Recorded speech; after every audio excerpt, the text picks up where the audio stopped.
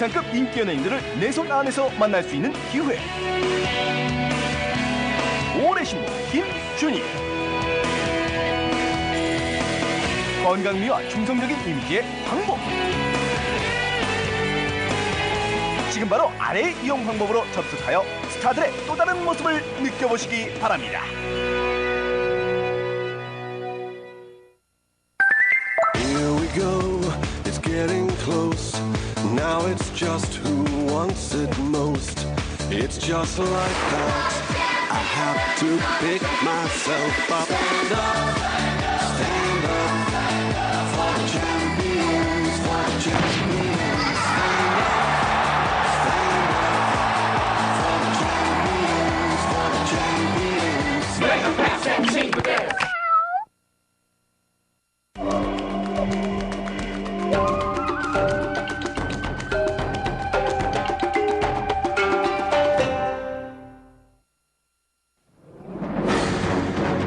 지난 시간엔 연합군의 격전 속에 필리핀의 마닐라를 수복하지만 10만 명의 시민이 사망한다. 태평양에선 이오지마 해안에서 엄청난 손실을 입은 후 미 해병대가 수리바치산에 성조기를 꽂는다. 일본 땅에 최초로 외국기가 꽂히는 순간이었다. 이번 시간엔 연합군이 제3국에 다가선다. 연합군의 공습이 밤낮으로 지속되는 가운데 베를린은 폐허로 변해간다. 동부전선에서 붉은 군대는 동프러시아로 진주하면서 독일 마을에 잔인한 복수국을 펼친다. 태평양에선 일본군이 보르네오에서 수천 명의 포로를 고문한 사실이 밝혀지자 미군이 병력을 증강한다.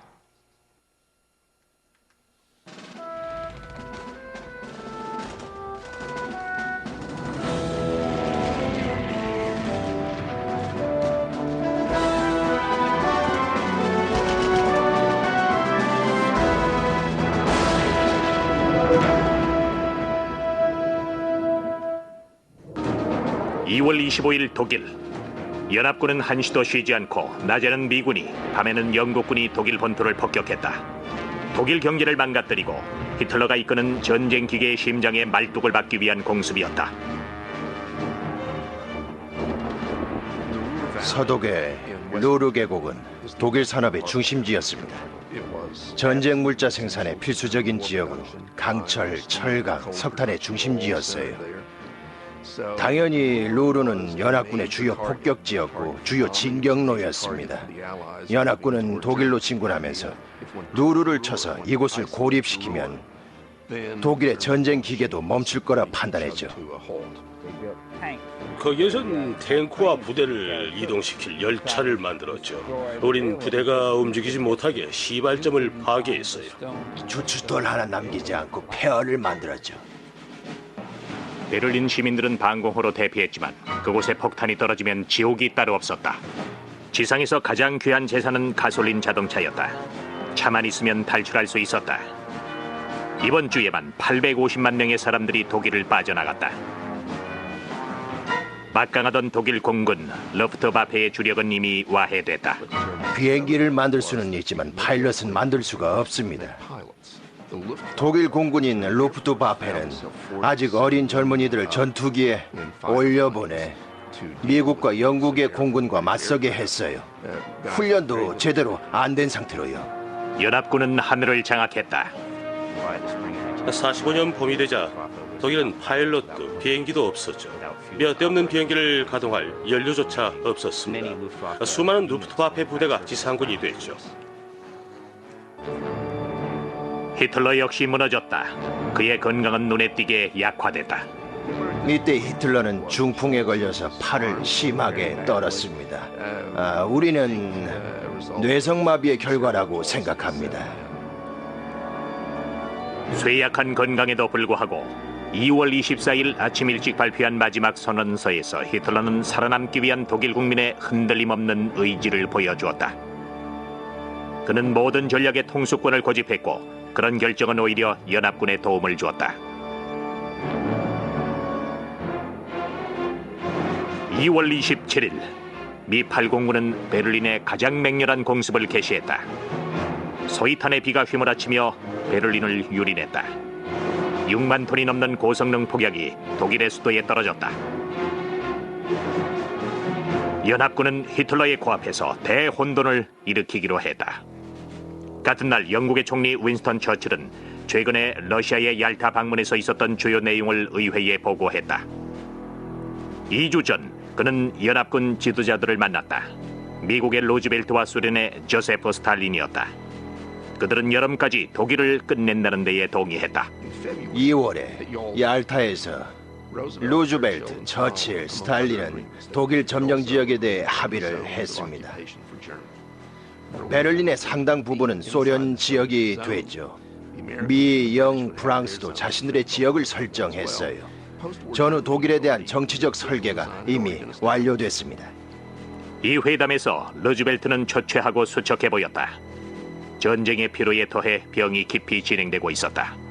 협상을 할 수 있을지 많은 의문이 대두됐다. 처칠은 얄타에서 루즈벨트를 보고 놀랐죠. 병색이 완연한 모습은 과거에 활기차고 세련되고 유머와 매너를 갖춘 그가 잘 알고 있던 루즈벨트가 아니었습니다.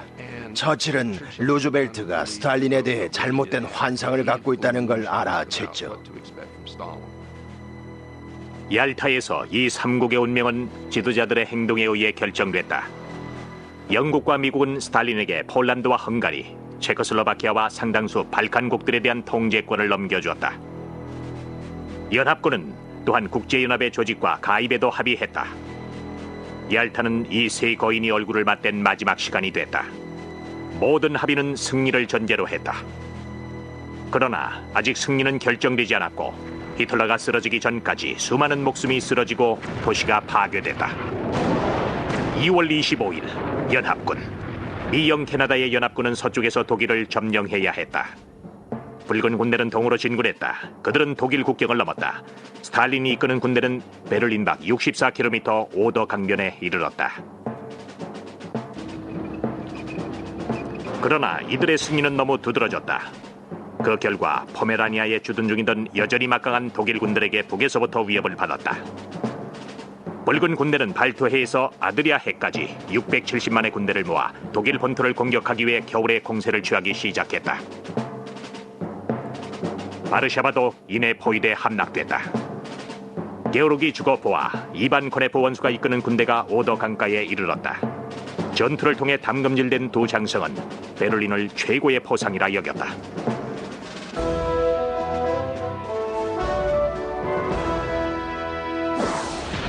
게오르기 주거포 원수는 땅딸막했다. 가난한 신발장이의 아들이었지만 군에서 고속 진급을 거듭했다. 1917년 공산주의 혁명이 일어나자 붉은 군대에 가입했다. 그는 절대 복종을 요구했고 스탈린처럼 생명을 경시했다. 스탈린은 그를 누구보다 존중했다. 1941년 주거포는 독일군을 모스크바 문 앞에서 저지하고 격퇴시켰다. 그는 이제 소련군의 최고 부사령관이 됐다. 이반 코네포 원수는 이렇게 묘사된다. 눈빛은 사악하고 호박처럼 빡빡 깎은 머리엔 자만심이 가득한 사람이다. 하루는 전투에서 그의 부하들이 적군 2만 명을 사살했다. 항복 의사를 밝힌 사람들까지 죽였다. 그 결과 스탈린은 그를 주거포와 동등한 원수로 진급시켰다. 두 사람은 필사적으로 경쟁했고 스탈린은 경쟁을 부추겼다. 스탈린이 마쿠에서 두 사람의 경쟁을 부추겼기 때문에 베를린에 서로 빨리 입성하려고 애를 썼다고 보는 그런 시각도 있지만 둘 사이에 정치적 게임도 있었습니다. 소련군이 동진하자 독일군은 단지크와 블레슬라우시 주변에 대규모의 방어 거점을 구축했다. 다른 지역의 독일군은 급속도로 고갈돼갔다. 히틀러는 어린애와 노인들까지 징집해 필사적으로 부족한 군대를 메웠다. 독일군의 인력은 44년 후반에 급격히 붕괴했기 때문에 히틀러는 폭스슈트름을 만들었죠. 국민 돌격대로 초창기에는 적이 마을이나 도시에 들어오면 방어한다는 취지로 잘 가동됐습니다. 하지만 사실상 전선이 독일 내로 좁혀지자 군을 보강한 것이었죠. 이 폭슈슈트룸의 구성원은 아이들이었습니다. 11살, 12살, 13살 먹은 아이들하고 노인들이었죠. 건강에 이상이 있는 노인들까지 오랜 같은 특별군에 차출됐다. 귀도 잘 안 들리는 사람들이었다. 하지만 폭소슈트룸의 쇠뇌는 광적이었다. 이 중 상당수가 사망했다. 10대 소년들은 대전차 폭탄을 자전거에 묶고 전장으로 나갔다. 그들은 임시변통의 무기로 장갑차를 제압하란 교육을 받았다. 모든 연령이 포함된 독일군은 죽을 때까지 싸워야 했다. 한 군인은 이렇게 고백했다. 우린 진창이나 눈이 가득한 구멍에서 죽고 싶진 않았다. 우린 쥐새끼처럼 싸웠다. 소련군과의 싸움은 이념과 인종의 싸움이자 승리 아니면 죽음의 싸움이었다. 독일군에게 항복이란 없었다. 그들은 소련군에게 항복하고 싶어하지 않았죠. 죽을 만큼 아주 두려워했습니다. 우리가 만난 독일군들은 하나같이 소련군은 어디 있어? 소련군은 어디 있어? 라고들 했죠. 독일군들은 자신들이 소련에서 저지른 짓을 잘 알고 있었죠. 그래서 소련군이 독일로 들어오면 끔찍한 대가를 치를 거라고 생각했어요. 그래서 공포에 사로잡힌 독일의 피난민들은 전부 서쪽으로 향했죠. 1942년 독일군이 소련에서 퇴각할 때 히틀러는 초토화 작전을 지시해 소련인들에게 어떤 피난처나 음식, 자원도 남겨두지 않았다. 이런 무자비한 작전은 소련을 황폐화시켰다. 이제 소련군이 심장부로 진격해 들어오자 히틀러는 자국민들에게 복수의 총구를 돌렸다. 히틀러는 이전보다 더욱 허무주의자가 됐습니다. 그래서 독일의 패배가 임박한 것은 인종청소가 실패한 결과라고 생각하게 됐습니다. 그리고 패배할 가능성이 높아져갔죠. 특히 소련군에게 패할 가능성이 점점 높아져갔습니다. 그래서 히틀러는 독일을 최대한 파괴하라는 명령을 내린 겁니다.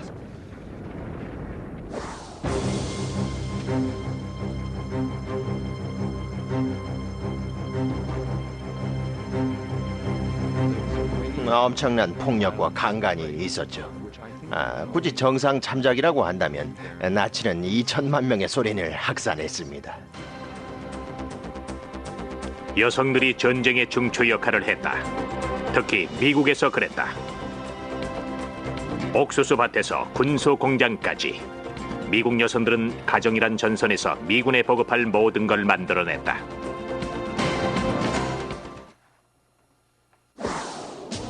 2월 28일 소련군이 발트해의 단지크항에 접근하자 독일인들은 붉은 공포로부터 도망치려 했다. 하지만 소련군은 독일이 점령했던 포메라니아까지 파고들어 이미 도시 외곽에 이르렀다. 발트해에 도달한 제2벨로루시안 전선은 방향을 동으로 전환해 단지크의 독일군을 포위했다. 소련군의 도시 진입을 막기 위해 독일군은 화력을 집중시켰지만 소용이 없었다. 전력이 압도적으로 열세였다. 병력 10대 1, 야포 20대 1, 탱크 7대 1이었다. 거대한 T-34 탱크가 숲속의 괴물처럼 튀어나왔다. 그 위에는 보병이 타고 있었다. 탱크가 마을로 들어오자 주민들은 공포에 질렸다.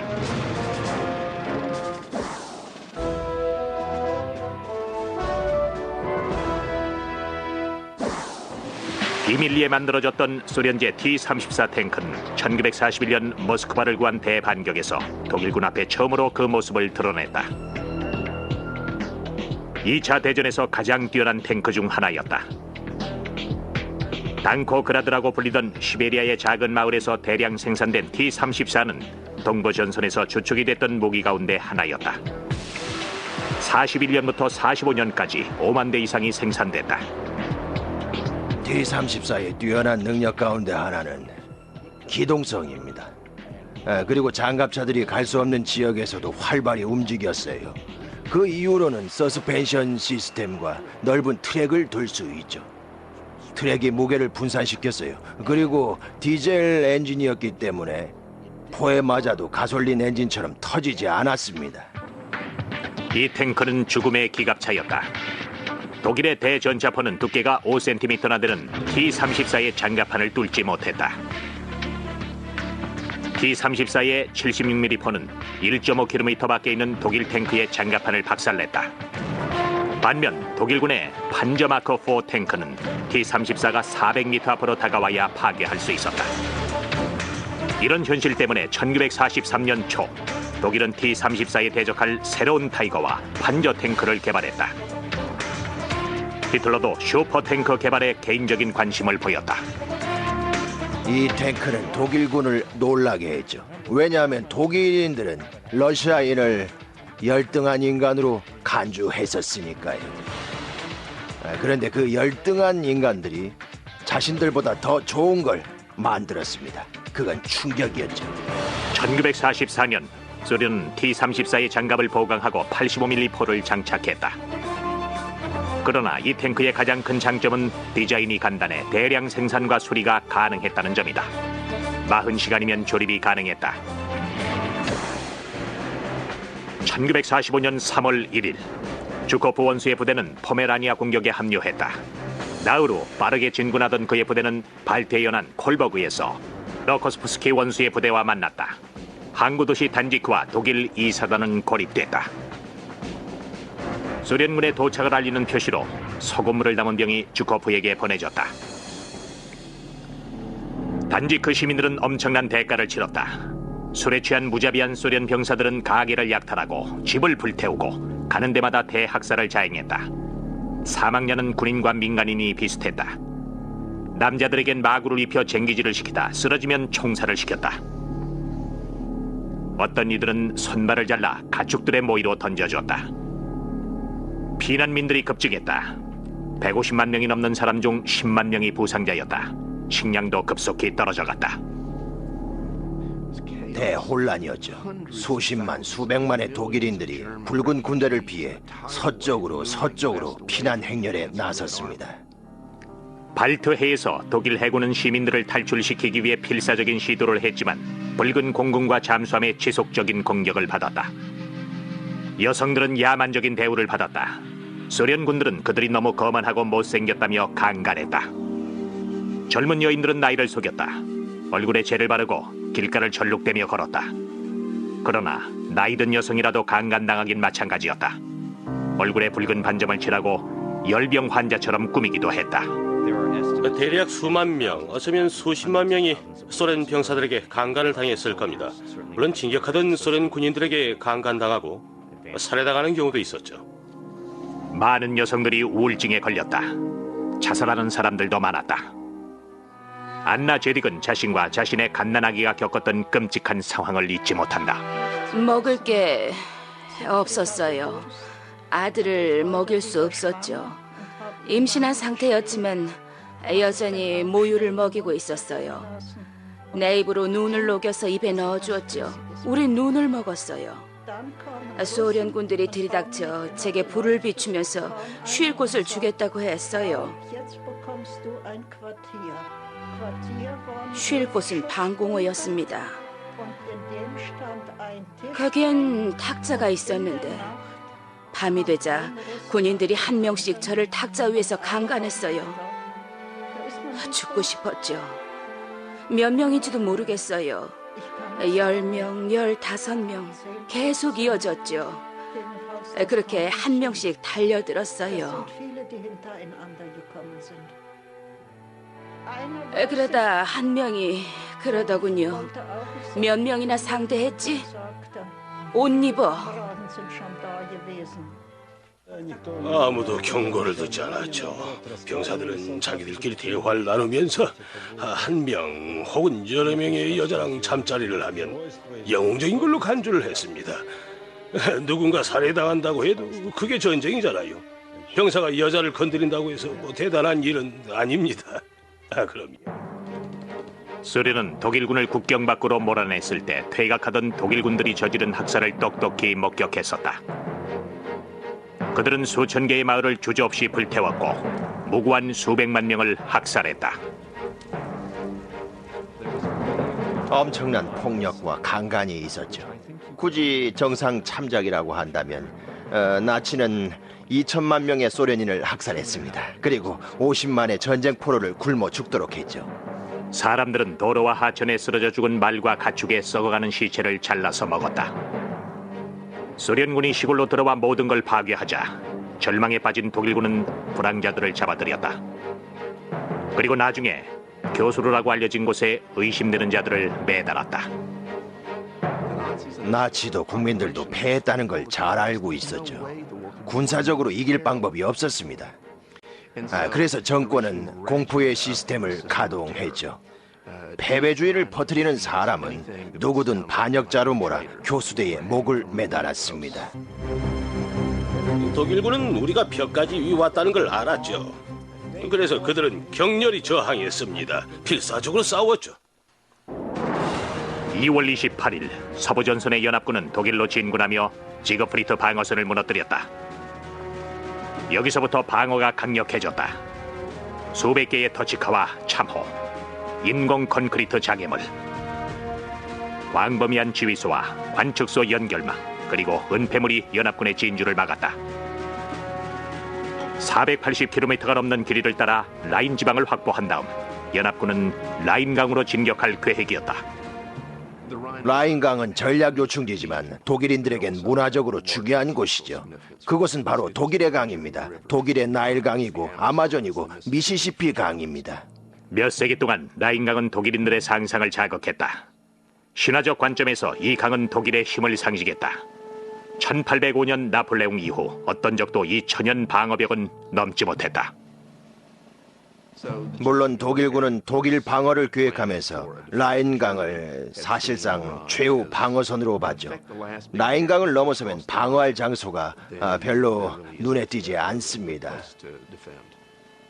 라인강의 동쪽에 독일의 가장 거대한 산업지인 루르가 있었다. 강 서쪽을 전부 장악한 연합군은 이제 도강해 나치의 전쟁 기기를 파괴해야 했다. 루르를 고립시켰다가 장악하기만 하면, 루르만 장악하면 모든 건 끝납니다. 루르를 잃으면 독일은 끝장이라는 걸 다들 잘 알죠. 유럽 전투 지역에서 연합군을 이끈 사람은 드와이트 데이빗 아이젠하워 장군이었다. 그의 전략은 라인 지방의 방어선을 무너뜨려 나치를 라인강까지 물러나게 한 다음 도강한다는 것이었다.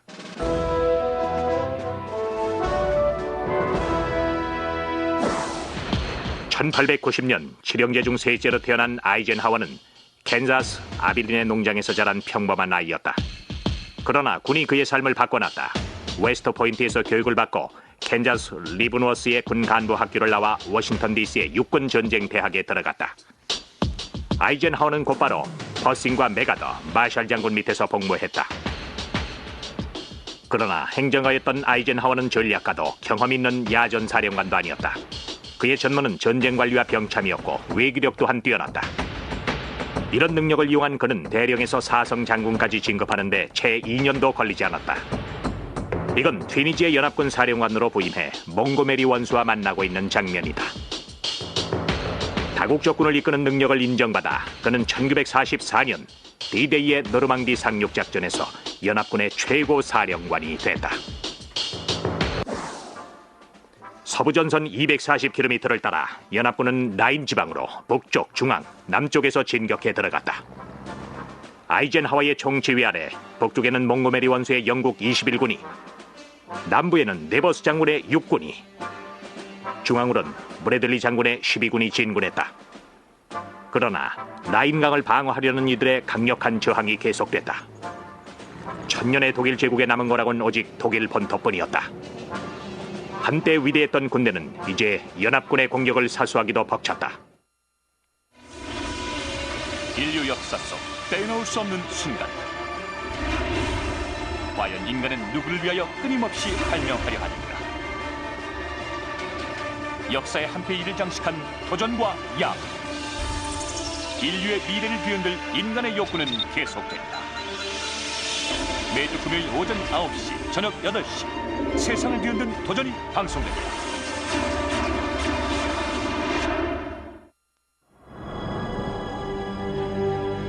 풀리지 않는 역사의 미스터리. 그 속에 숨겨진 비밀은 무엇인가?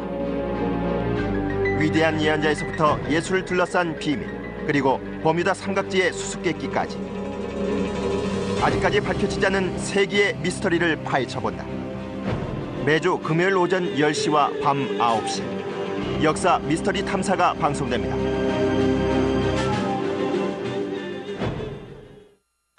늘 바쁘다 보니 딸아이의 일기에는 아빠가 없습니다. 미안하기도 하고. 아빠 꿈 꿨는데. 그랬죠, 우리 딸. 아이고. 또 하나의 가족. 늘 바쁘다 보니 딸아이의 일기에는 아빠가 없습니다. 미안하기도 하고. 아빠 꿈 꿨는데. 그랬죠, 우리 딸. 아이고. 또 하나의 가족.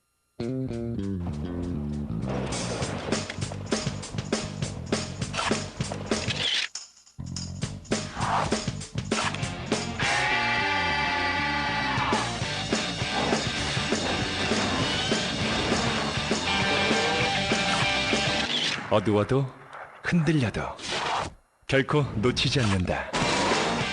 광학시 고감도 이중 떨림 방지 사이버샷 T30. 소니.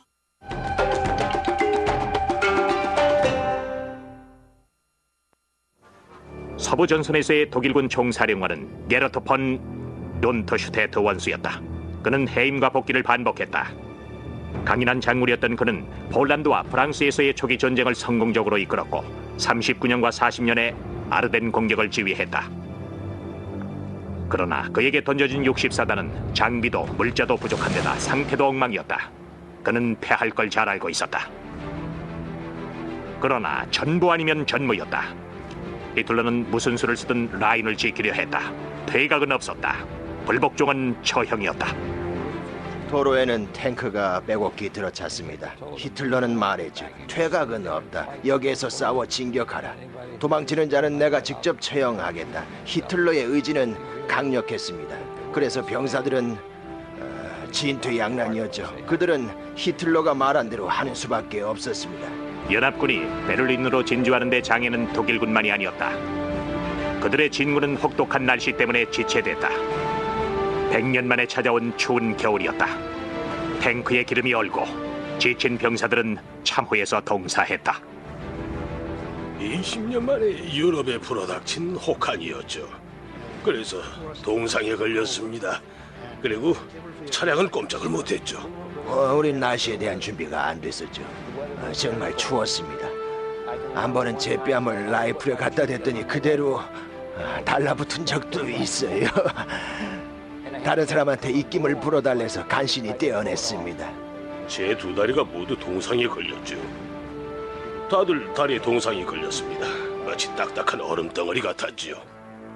하지만 봄이 되어 해빙이 되자 이제 두터운 진흙과 발을 들여놓을 수 없는 숲과 전투를 벌여야 했다.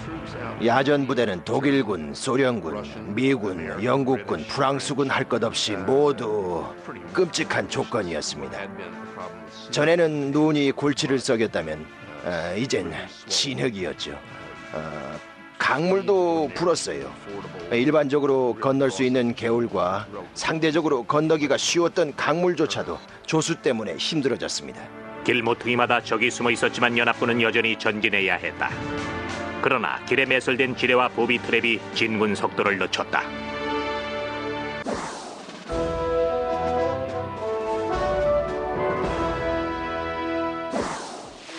연합군을 지속적으로 위협했던 무기 가운데 하나가 S지뢰였다. 미군은 이걸 말괄량이 베티라 불렀다.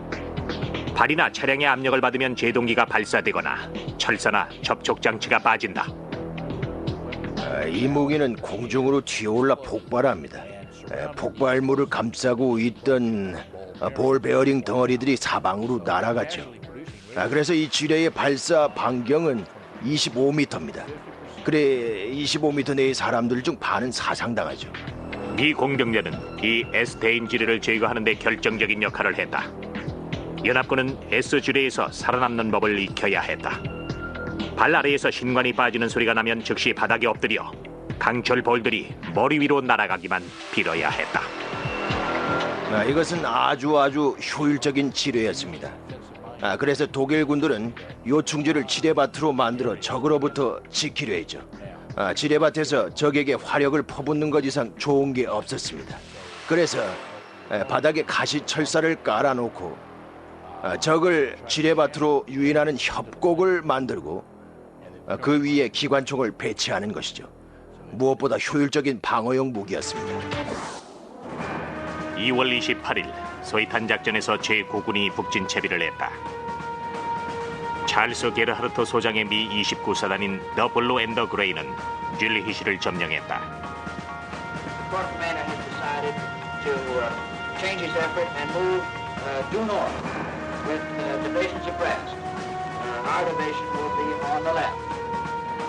이 29사단은 줄리히를 떠나면서 자신들이 저지른 행위를 사과하는 플래카드를 걸어놨다. 어떤 건물은 유리잔 하나 남았어요. 미군은 여길 잿더미로 만들었죠. 이들은 전진하면서 격렬한 저항에 부딪혔다. 때론 코앞에서 적을 맞닥뜨리는 경우도 있었다. 대단한 전사들이었죠. 우리 뒤통수에 박격포를 떨어뜨렸습니다. 한 번은 제 눈 왼쪽에 떨어졌죠. 이쪽으로 날아가는 게 보였습니다. 저는 바로 엎드려서 응사를 했죠. 머리를 관통시켰습니다. 길 위로 굴러떨어지더군요. 죽일 수밖에 없었죠. 독일군은 항복하기 전까지는 완고한 전사였습니다. 한 번은 비가 오는 줄 알았죠. 무슨 소리가 나길래 처음에는 빗방울이 나무를 때리는 소리인 줄 알았어요. 그런데 독일군이 걸으면서 나뭇가지를 꺾어 두드리는 소리였습니다. 그냥 말이지 야수를 보는 듯한 그런 기분이었죠. 짐수 지역에선 진군 속도가 훨씬 늦춰졌다. 그러나 연합군은 인내하며 독일의 심장지대로 계속 전진에 들어갔다. 3월 1일 벌목군 작전. 중부 라인에선 오마 브래들리 장군의 21군이 총공격을 시작했다. 그의 목적은 콜로뉴와 커블렌츠 사이의 라인 지역으로 동진하는 것이었다.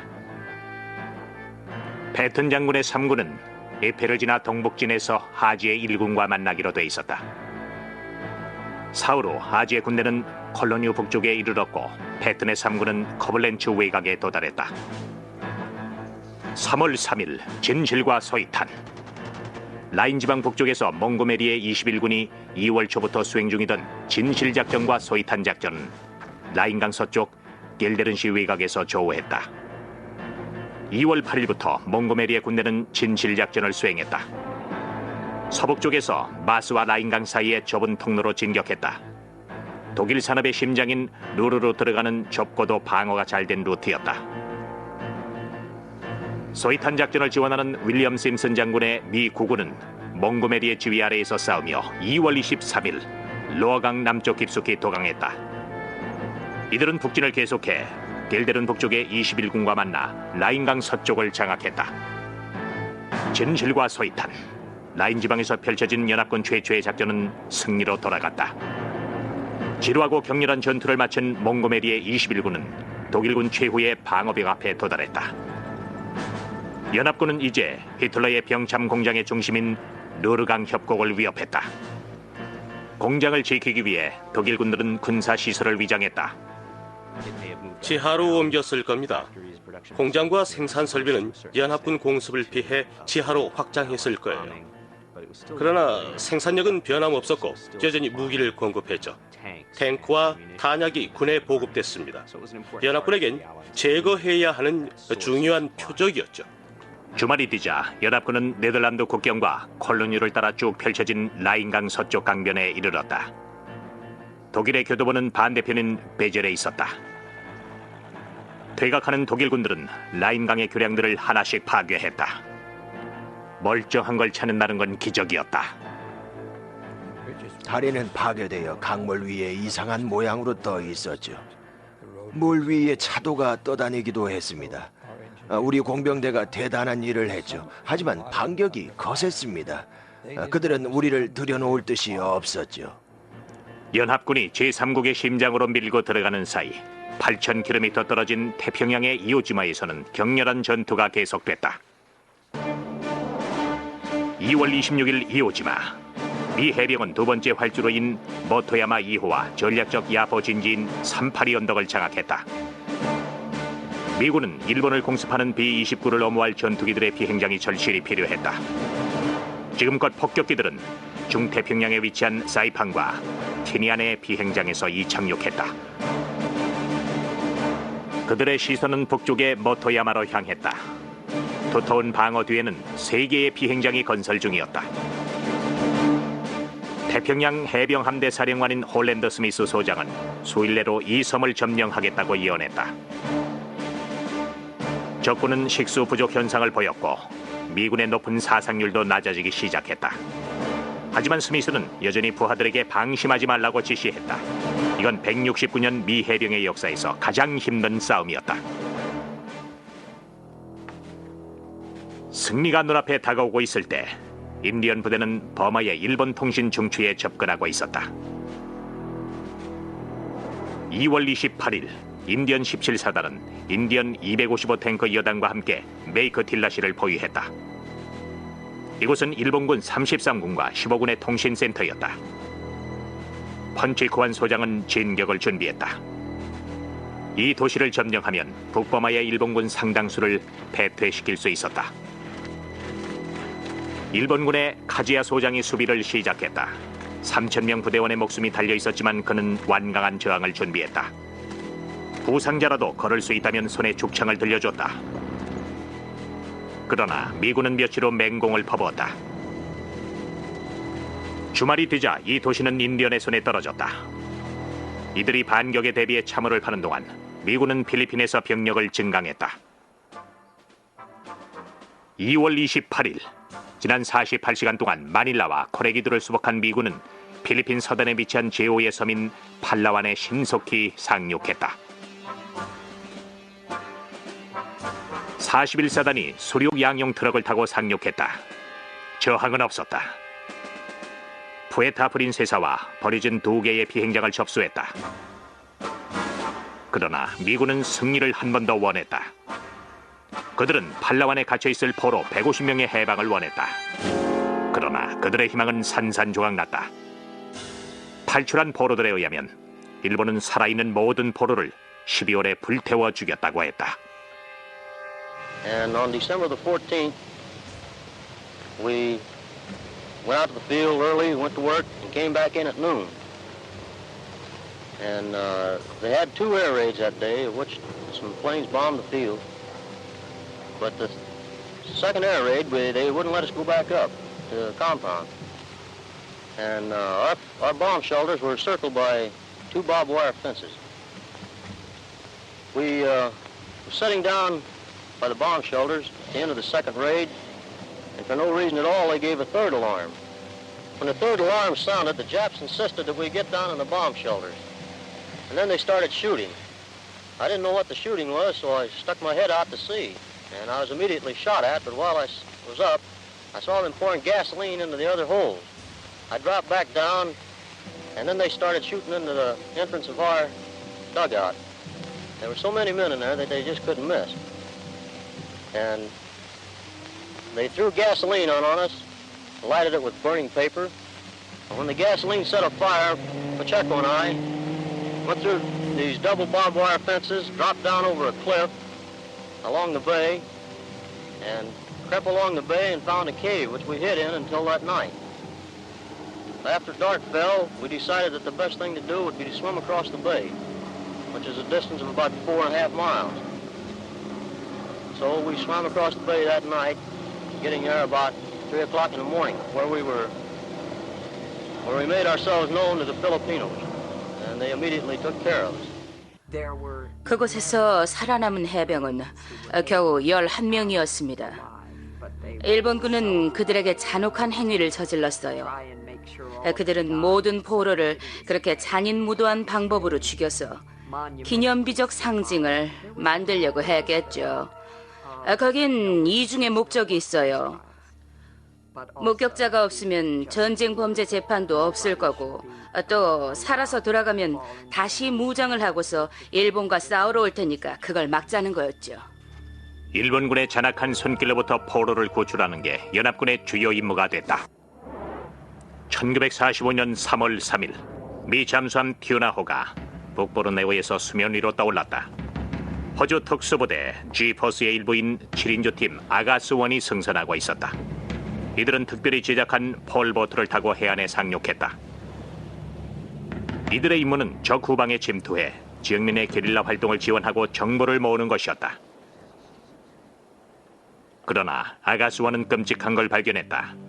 산다칸의 연합군 포로 수용소에서 호주와 영국군 포로 2,500명에 대한 끔찍한 행위가 저질러지고 있었지만 열대 오아시스의 장막에 가려졌다.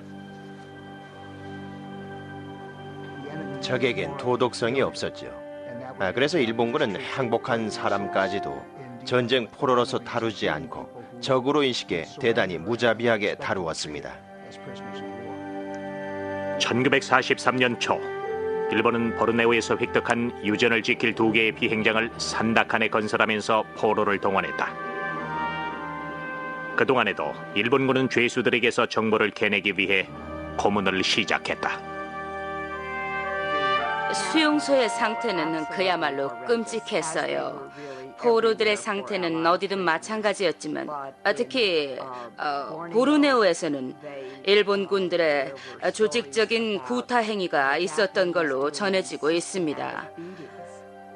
호각을 불면 위병들이 구타를 시작했습니다. 그리고 다시 호각을 불면 구타를 멈췄죠. 죄수들이 바닥에 쓰러져 기어가고 있는데도 다시 호각을 불어 구타를 시작했습니다. 지난 2년간 포로들은 화상을 입고 굶주리고 각종 병균에 노출됐다. 대부분 사망했지만 생존자들도 비타민 결핍, 각기병, 말라리아, 이질에 시달렸다. 일본이 전쟁에 패해갈수록 잔인함도 더해갔다. 가장 잔인한 고문 가운데 하나는 그들이 지속적으로 자행한 물고문이었죠. 물고문은 강제로 물을 목구멍에 들이부은 후 배 위에서 점프를 합니다. 때론 위가 터지기도 하죠. 하지만 그건 가장 일반적인 고문이었습니다. 그리고 나서 팔목을 묶어 매달아 놓거나 정글의 나무에 걸어둡니다. 그럼 벌레들이 산채로 뜯어먹죠. 1월 하순 비밀 경찰이 지켜보는 가운데 470명의 포로를 240km 떨어진 밀림 속으로 행진을 시켰다. 이 죽음의 행군에서 3명 중 1명이 사망했다. 산다칸 포로 수용소장이 2,000명이나 되는 호주 전쟁 포로들을 제거하는 방법이 있었습니다. 그들에게 90kg짜리 쌀자루를 짊어지게 하고 해변에서 산까지 행군시키는 것이었죠. 처음에는 호주 군인들의 체격 조건이 좋기 때문에 시작할 때는 잘 버텨냅니다. 그런데도 모두 죽지 않으면 다시 산에서 해변까지 가도록 시킵니다. 몸이 쇠약해지면 사살하고 현장에 시체를 버려두기도 했다. 한번은 누군가가 가로막고 나섰습니다. 그는 장교였는데 부하 중 1명이 일본 유병에게 구타당하는 걸 못하게 했죠. 일본 유병은 때로 달려들어 그를 끔찍하게 구타했어요.